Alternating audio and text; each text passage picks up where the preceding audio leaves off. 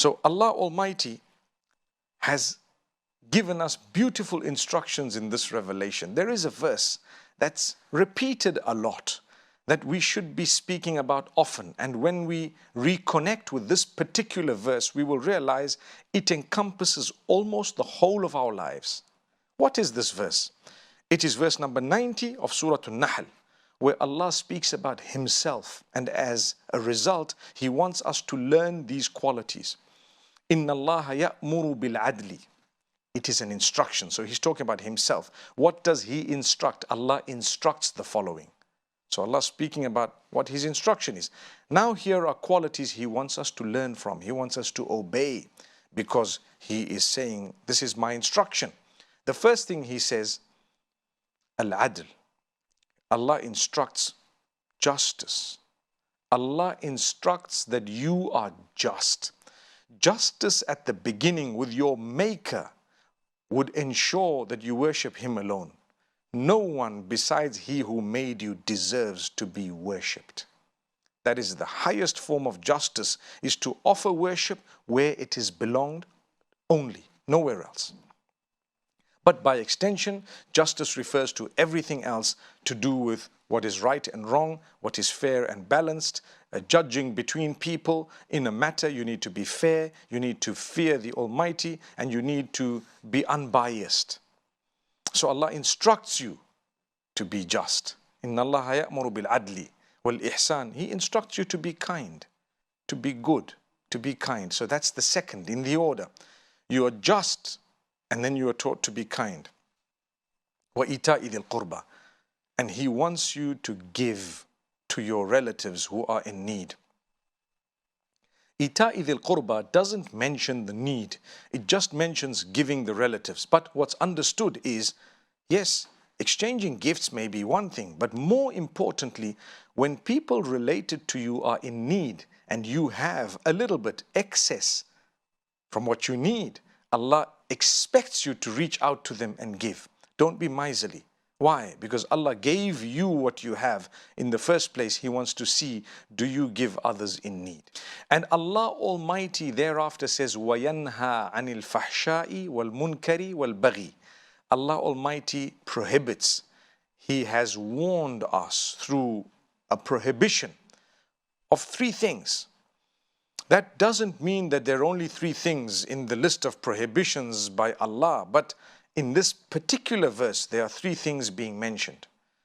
وَيَنْهَا عَنِ الْفَحْشَاءِ. Allah prohibits immorality, anything immoral. We shouldn't be looking at others with an eye of belittlement, thinking that these people will never come to the right path. Perhaps their struggles, who knows? Allah knows them. And this is why Allah says, يَنْهَا عَنِ الْفَحْشَاءِ. Allah prohibits immorality of all sorts. That would include adultery, it would include pornography, it would include nudity, it would include so many other things based on the Islamic understanding. So, if a person is on a very high level of morality, he will definitely, or she will definitely achieve a sense of comfort, a sense of fulfillment, a nur or a light that comes from their face, because Allah promises you that. And they would achieve the happiness, the contentment that comes with it. May Allah subhanahu wa ta'ala grant us every goodness. So Allah says, يَنْهَا عَنِ الْفَحْشَاءِ وَالْمُنْكَرِ. Allah prohibits you from evil. Munkar, that which is evil, sinful. And al-baghi refers to crossing the limits, crossing the boundaries. Allah doesn't want you to cross the limits. He has set a boundary. Don't cross that. You know, it's called transgression. Do not transgress. Don't go beyond what Allah has ordained. So if you are going to protect yourself from immorality, evil, and transgression, you have succeeded. That's Allah. Allah has promised you and guaranteed you that you save yourself from immorality, evil, and transgression.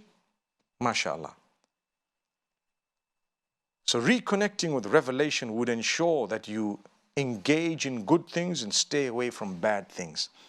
and you recognize what's good and bad. Someone might say, for example, what's a big deal about how I dress? Well, if you're a believer, there is a big deal.